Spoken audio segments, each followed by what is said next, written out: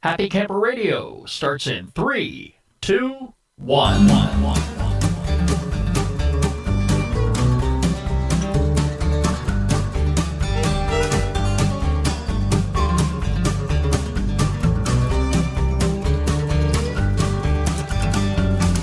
It's good to be back with you again. Hello, everybody.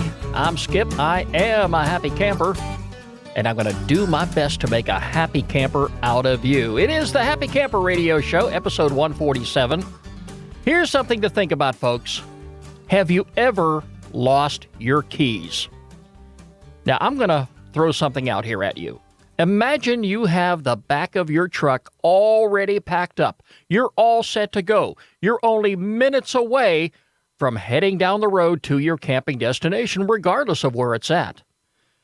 You've got the food purchased, your bags are packed, everything is in place. You back up your pickup truck to the hitch of your pop-up camper, and you come to realize you don't have the keys to your hitch, and worse yet, you don't have the key to the door that opens up your pop-up camper. You misplaced or lost your keys. Talk about frustration. Talk about stress. You don't think it can happen? Think again. Well, on the show today, we're going to share with you some different things you can do to prevent situations like this from happening. Now, losing your keys at home is one thing, but 120, 150 miles away from home, you're on a hiking trail somewhere, you get back to your campsite, you knew you had your keys in your pocket before you left, and now they're gone. Oh, my heavens, what do? Let's not allow that to happen to any of us. Where are those darn keys? That's what we're going to talk about on today's edition of the Happy Camper Radio Show. Stick around for it. Like always, it's going to be a great program. I think you're going to enjoy it. You can get in touch with us here at the Happy Camper Radio Show anytime, 24 hours a day, 7 days a week, by calling 404-537-CAMP. You can like us on Facebook, follow us on Twitter at Camp Talker, add us to Circles on Google+, and of course you can subscribe to our YouTube channel. We've made it so convenient for you to reach out to us. Go to www.happycamperradio.com. You'll find all of our social media icons right there on the homepage. You click on any one of them, and you'll connect up with us. Take the studio tour. See what we do behind the scenes. Plenty of useful camping tips for you to take out with you on your next camping vacation. So remember that website, www.happycamperradio.com. Let me go to my shout-out window. I've got a few folks here that signed up this week. I definitely want to take a moment to say hello to them. First of all, to the folks at Winnebago. They're following us on Twitter. To Ebru Osbey and Paul Harrich. They're both following us on YouTube. Thank you all so very much. I'm so glad to have you aboard. And more importantly, thank you for being a part of this great Happy Camper Radio family. Well, have you already signed up for the Great American Campout 2016? It's just around the corner. I talked it up a little bit on last week's show, and it's something I really hold dear and close to me because I am all about wildlife. I am about the outdoors. I think you are too. And all you have to do is make the commitment to go camping one night this summer. Go to the Great American Campout website, and I have links to it on happycamperradio.com as well as our social media pages. All you have to do is go there, sign up. I've got a link to the form, fill it out, send it on in, and for every person who signs up between now and June the 25th, the sponsors at the National Wildlife Federation who sponsor the Great American Campout 2016 are going to donate $1 for every person who takes the pledge, all the way up to $100,000. It's so very important, folks. You want to be a part of this. I want to be a part of it. I have already taken the pledge.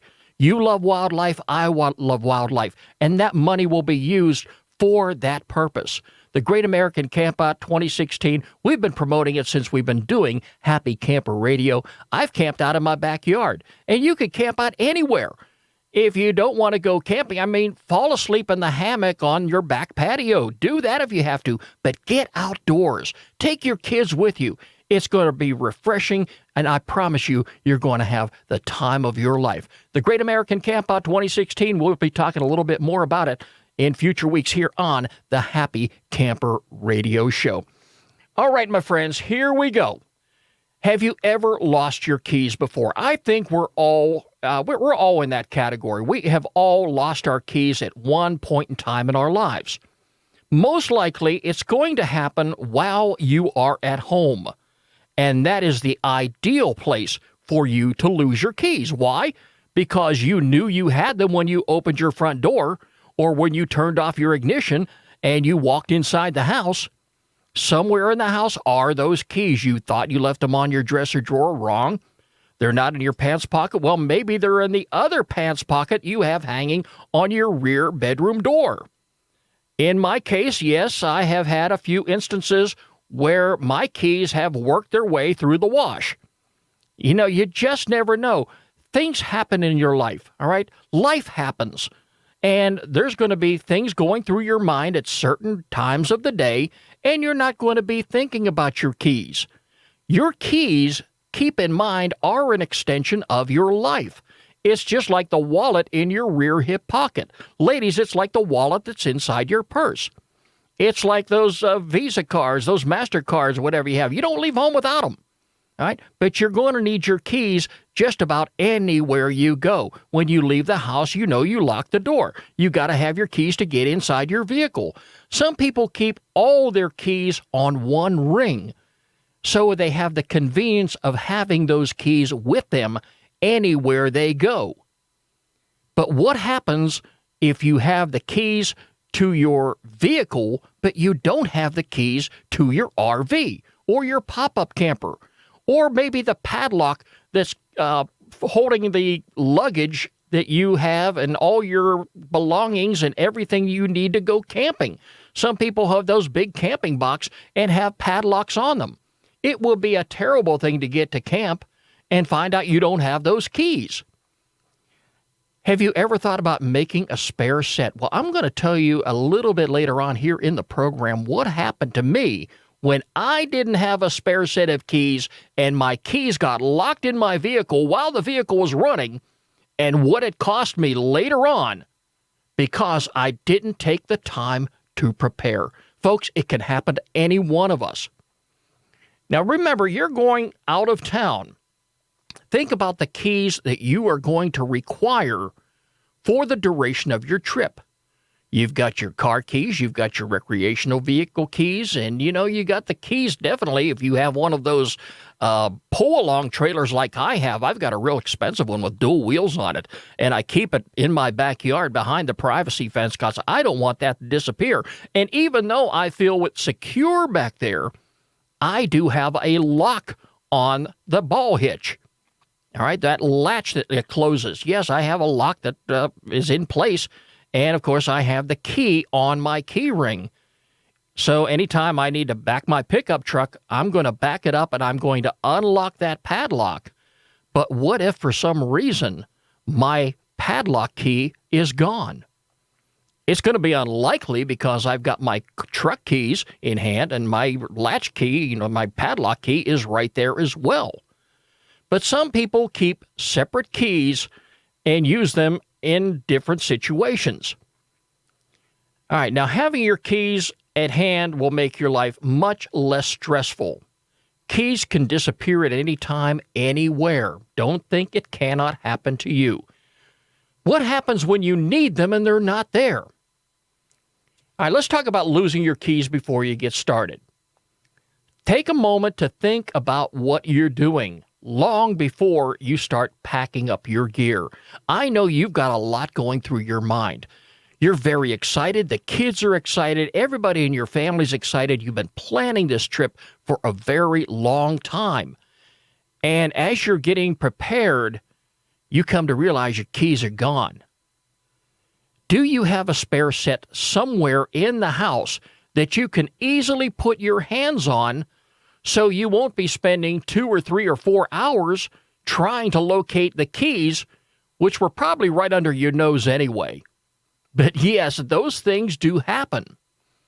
I make it a point to have a number of sets of keys available to me just in the event something drastic happens. And oftentimes, folks, it does take a drastic situation to occur before you wake up and realize, hey, I should have done this a long time ago. I should have planned. I should have given a spare set to a trusting neighbor. I should have had a spare set of keys in my dresser drawer, or maybe in the drawer in the kitchen somewhere. You know, a drawer that you're constantly going to be in and out of all the time, so you know those keys are going to be there. Just in the event something happens and you lose the keys that you so very desperately need before you go on a camping trip. You're generally a well-organized individual. So am I, but things do happen. Now, your keys are going to be required during your camping trip. Yes, first of all, your car keys. Your car keys are a must. Without those, you're not going anywhere. Think about some of the other keys that you may need to get you along the way during your camping duration. I mentioned the pull-along trailer I have. Yes, I've got a secured lock on that. If you have a truck camper like I have, sitting on the side of the house, and yes, I'm going to get that thing refurbished, and I'm going to probably put it on the back of my truck. And folks, I still have the key to that. In fact, I have a number of keys because I did learn a valuable lesson, and you don't want to leave home without it. The doors to your travel trailer. Access panels on your RV. You know, those little side doors, you know, where you store luggage and things like that. Of course, some of those keys are universal. You know, the key that opens up your door to your travel trailer, it may open up that door also, you know, those little compartment doors. But if not, you're going to have those keys available too, because you definitely want to take advantage of all of that available storage.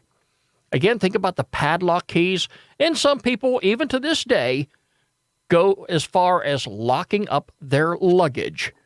You pack all your clothes, all your belongings, everything you need into a suitcase if you're not using one of those knapsacks. And, of course, I like carrying my clothes in a knapsack. It's so convenient. But some people do bring suitcases while they're camping, and they lock that suitcase up. For whatever reason, I don't know, but there's nothing wrong with that. Now, how you carry your keys is very important. Many of us carry, like I say, all of our keys on the same key ring.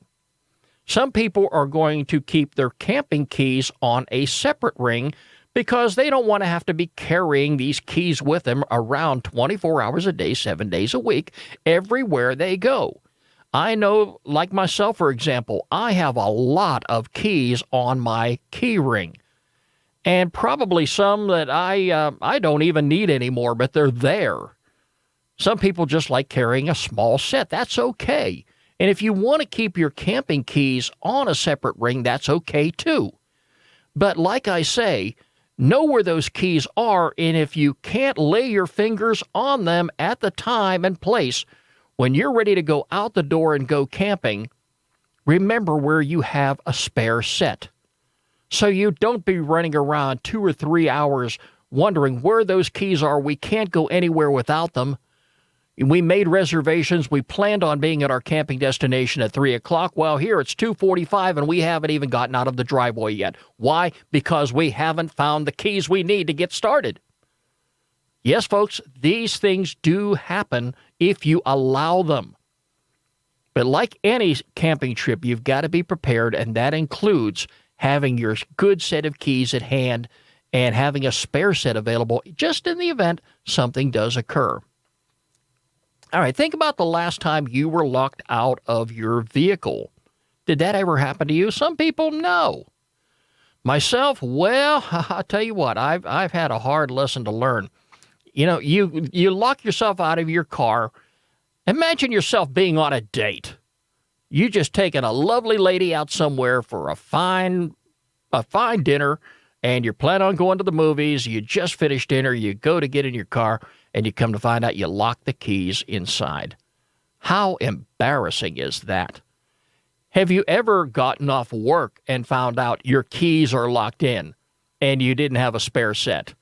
and you have to call a locksmith, or you have to call your wife at her job, or have her come from home with a spare set of keys so you can get into your vehicle. Maybe at the shopping mall.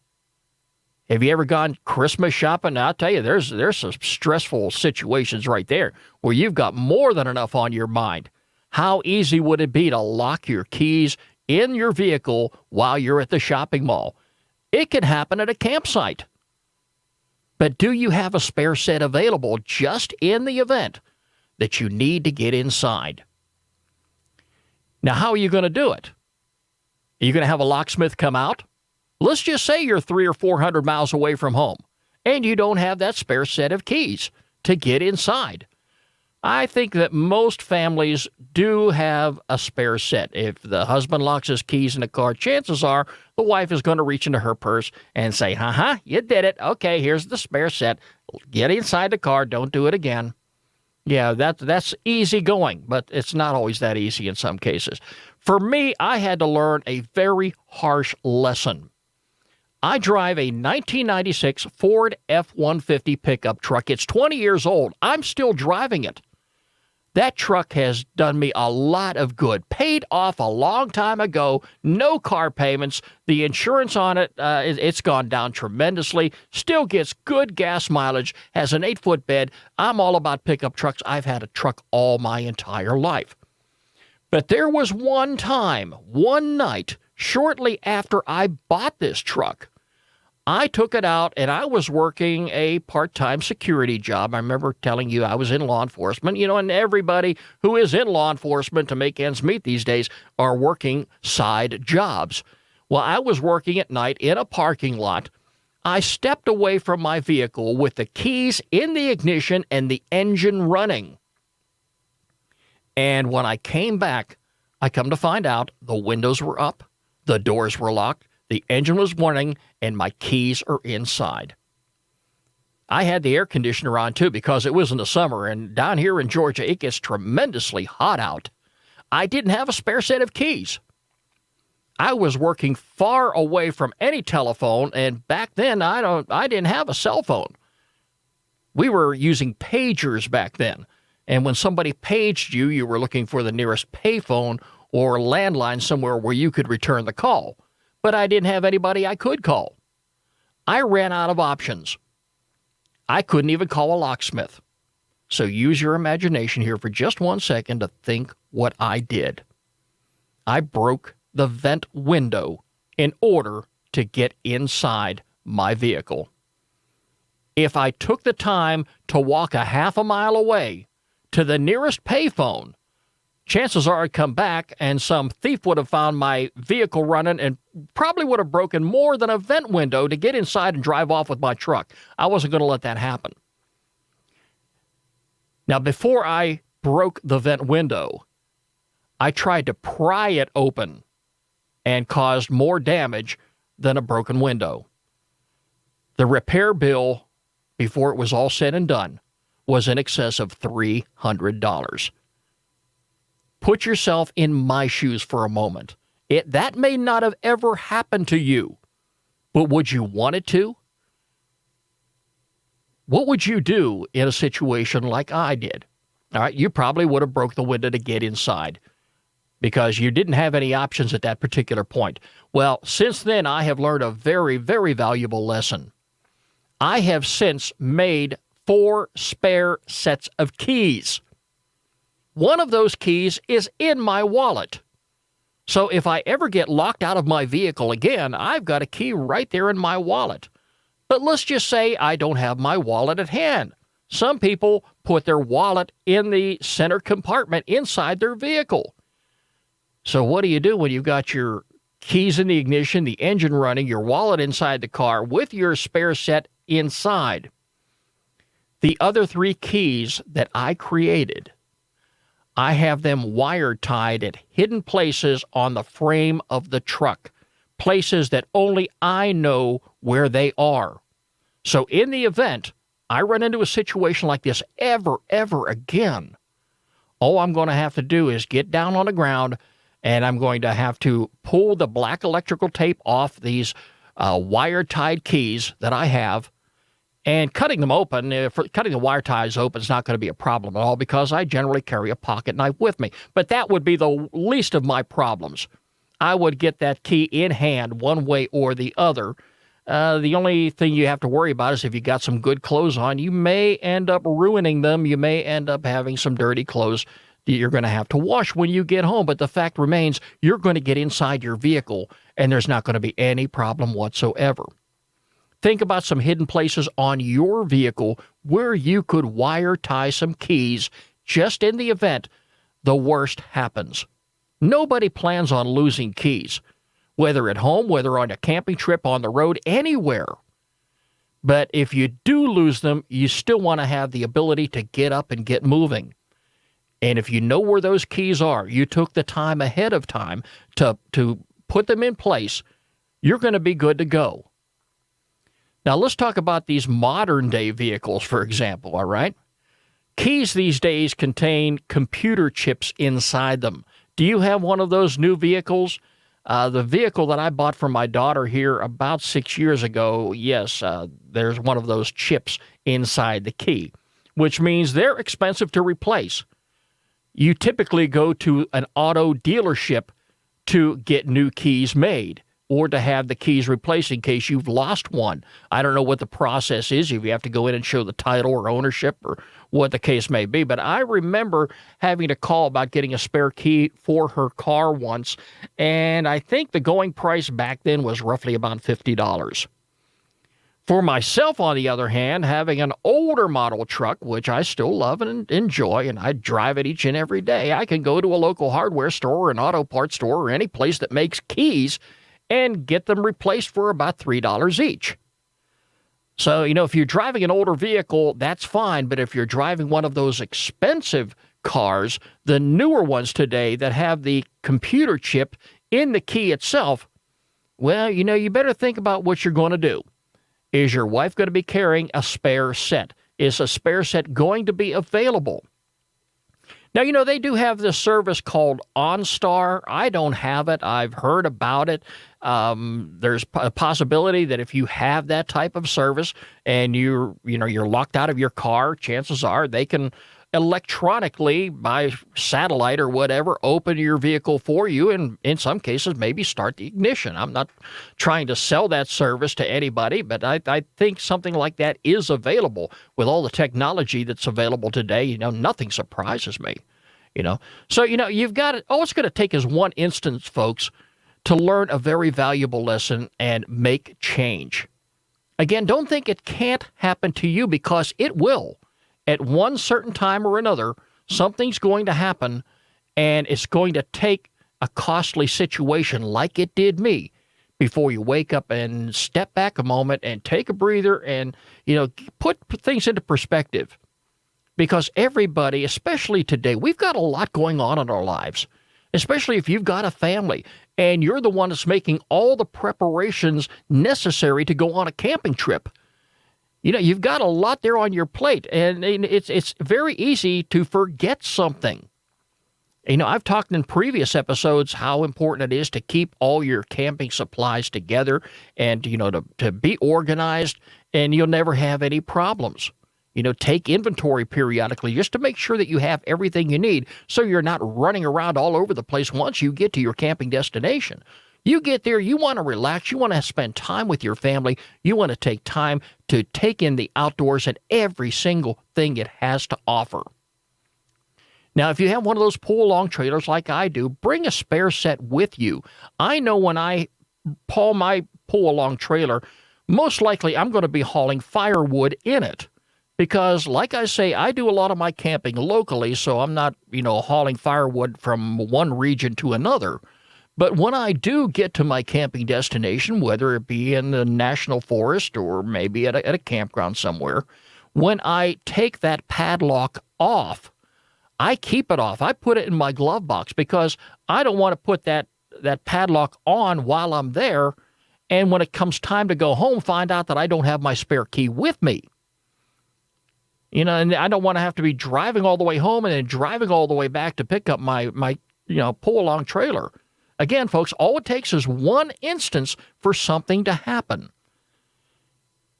If you're at home and you've got a trusted neighbor and you feel that you can leave a spare set with them, just in case, consider that also.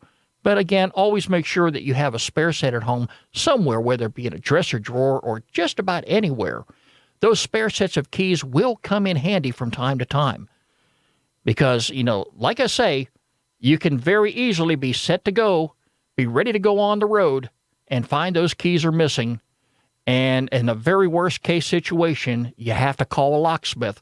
And you know what that's going to cost you to have them drive out, especially if it's on a weekend. You don't want them to come out to the house and have to deliver not only, keys to open up your camper or whatever you have, but you don't also want them handing you a $175 bill as well. That can put a real damper on your camping trip. It's time now for our featured campground of the week here on the Happy Camper Radio Show. Yep.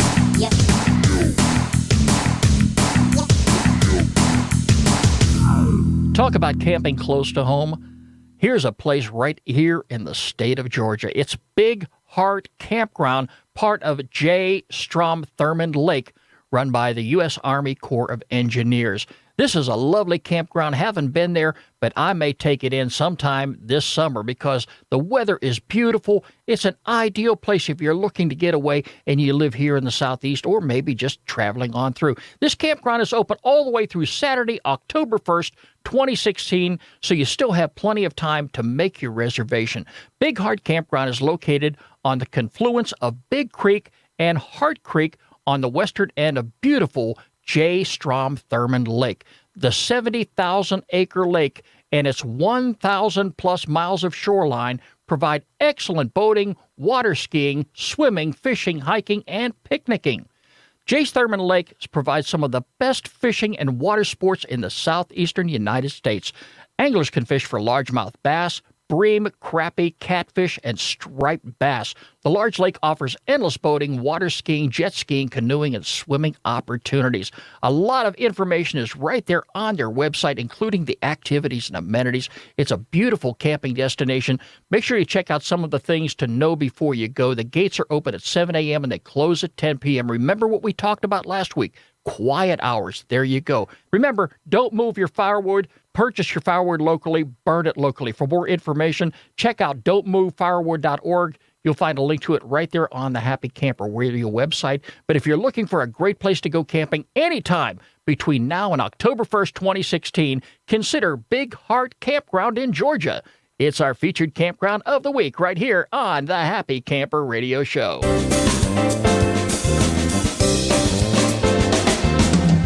And as always, folks, if you have a campground that you would like for us to feature on the program, by all means, get in touch with me. Skip, S-K-I-P, at happycamperradio.com, and make sure you include a link to the campground website. Well, folks, it's a wonderful day outside. In fact, we're going to have some wonderful weather here all week long. I just wish I didn't have to work because I'd already have my gear packed and, of course, my spare set of keys in hand, and I'd go out camping somewhere. It's lovely weather here, and I'm sure there's going to be some more lovely weather wherever you plan on going camping. So make your reservations, get out there, take the family. You'll have a wonderful time. You just can't beat it. It's absolutely a wonderful experience anytime you go camping, whether you're camping in a tent, a pop-up camper, RV, travel trailer, motorhome, it doesn't really matter. Some people like sleeping beneath the stars, and I like doing that too.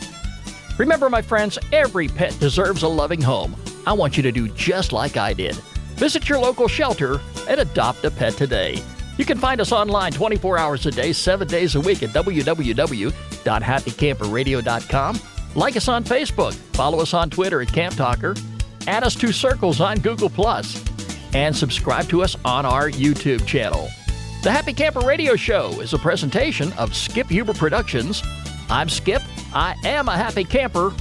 And you better believe it, my friends, I'm going to do my very best to make a happy camper out of you. We'll talk to you again soon. Have a wonderful day, everybody. This is Happy Camper Radio.